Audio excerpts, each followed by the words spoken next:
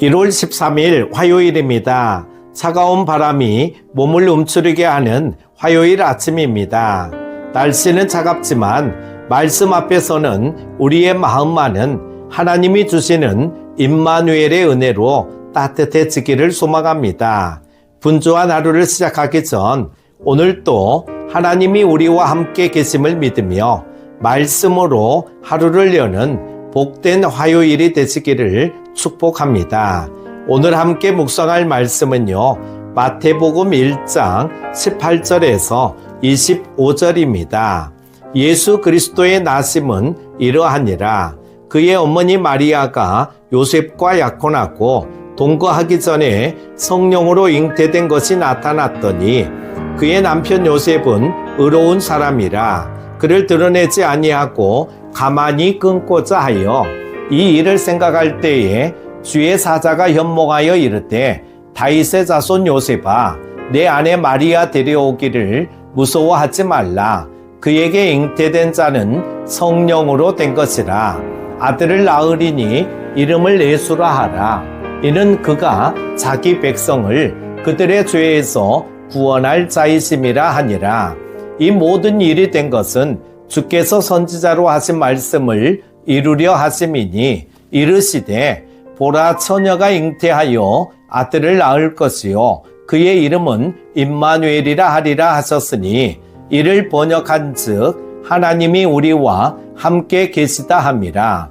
요셉이 잠에서 깨어 일어나 주의 사자의 분부대로 행하여 그의 아내를 데려왔으나 아들을 낳기까지 동침하지 아니하더니 낳음에 이름을 예수라 하니라. 아멘. 우리는 누구나 자기 인생에 대한 계획을 가지고 살아갑니다. 오늘은 이렇게, 올해는 이렇게, 인생은 이 정도면 되겠지 하고 나름의 그림을 그리며 하루를 시작합니다. 그런데 인생은 종종 아무런 예고 없이 그 계획을 무너뜨립니다. 특히 월요일을 지나 화요일쯤 되면요, 현실이 조금 더 또렷하게 다가옵니다. 생각대로 되지 않는 일들, 설명할 수 없는 상황들 앞에서 왜 하필 나에게 이런 일이라는 말이 마음속에 떠오르기도 합니다. 오늘 본문에 등장하는 요셉도 바로 그런 사람입니다. 그의 인생 계획은 오늘 본문 18절에서 완전히 무너집니다.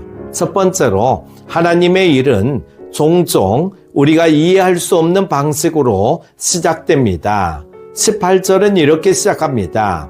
예수 그리스도의 나심은 이러하니라. 그의 어머니 마리아가 요셉과 약혼하고 동거하기 전에 성령으로 잉태된 것이 나타났더니, 이 문장은 복음의 시작이지만 요셉의 입장에서는 인생 최대의 위기였습니다. 약혼은 이미 법적인 효력이 있는 상태였고 아직 함께 살지도 않았는데 임신이 드러났다는 것은 요셉에게는 설명할 수 없는 충격이었습니다. 하나님의 일은 언제나 아름답게만 시작되지 않습니다. 오히려 이해할 수 없고 받아들이기 어려운 모습으로 우리 인생에 찾아올 때가 많습니다. 큐티 가족 여러분, 혹시 지금 여러분의 삶에도 이건 도저히 하나님의 뜻이라고 이해할 수 없다는 상황이 있지는 않습니까? 오늘 본문은 우리에게 분명히 말합니다. 이해되지 않는다고 해서 하나님이 일하지 않는 것은 아닙니다. 두 번째로, 의로운 사람은 사람을 살리는 선택을 한다는 것입니다. 19절에서 성경은 요셉을 이렇게 소개합니다. 그의 남편 요셉은 의로운 사람이라 그를 드러내지 아니하고 가만히 끊고자 하여, 율법을 들이대는 의로움이 아니었습니다. 그의 의로움은 사람을 살리는 의로움이었습니다. 율법대로라면 마리아를 공개적으로 고발할 수 있었습니다. 그러나 요셉은 침묵을 선택합니다. 상대를 망가뜨리는 정의보다 상대를 품는 의로움을 선택한 것입니다. 하나님은 이런 사람을 통해 일하십니다. 말이 많은 사람보다 상대를 드러내지 않는 사람을 통해 하나님의 구원 역사는 진행됩니다. 화요일 아침 우리에게도 선택의 순간이 있습니다. 말 한마디, 판단 하나, 태도 하나가 사람을 살릴 수도 있고 상처를 남길 수도 있습니다.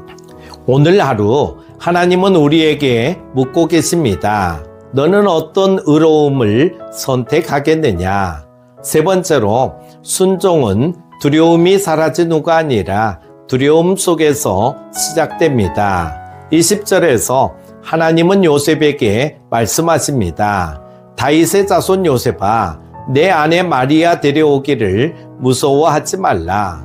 하나님은 요셉에게 모든 상황을 설명해 주신 뒤 순종을 요구하지 않으셨습니다. 사람들의 시선은 여전히 두려웠고 앞날은 여전히 불확실했습니다. 그럼에도 요셉은 24절에서 이렇게 반응합니다. 요셉이 잠에서 깨어 일어나 주의 사자의 분부대로 행하여. 요셉은 이해해서 순종한 것이 아니라 믿기로 결정했기 때문에 순종한 것입니다. 그리고 그 순종의 끝에 예수라는 이름이 주어집니다. 이는 그가 자기 백성을 그들의 죄에서 구원할 자이심이라. 요셉의 순종은 세상을 구원하는 길로 이어졌습니다. 우리의 작은 순종도 결코 작지 않습니다. 오늘의 순종 하나가 하나님의 큰 계획 안에서 사용됩니다. 23절은 이 모든 사건의 의미를 이렇게 정리합니다. 그의 이름은 임마누엘이라 하리라. 하나님이 우리와 함께 계시다 함이라. 임마누엘은 문제가 없다는 뜻이 아닙니다. 임마누엘은 두려움이 없다는 말도 아닙니다. 임마누엘은 하나님이 함께 계신다는 선언입니다. 화요일의 차가운 공기 속에서도 불확실한 현실 한가운데서도 하나님은 오늘도 우리와 함께 계십니다.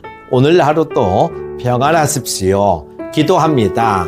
하나님 아버지, 화요일 아침 말씀 앞에 서게 하시니 감사합니다.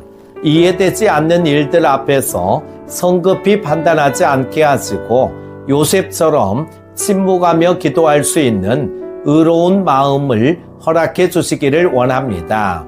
두려움이 사라진 후에 순종하겠다는 믿음이 아니라 두려움 속에서도 주님의 말씀을 붙드는 순종의 결단을 허락하여 주옵소서. 오늘 하루 임마누엘의 하나님이 나와 함께 계심을 믿고 사람을 살리는 말과 선택을 하게 하여 주시기를 원합니다. 예수 그리스도의 이름으로 기도드립니다. 아멘.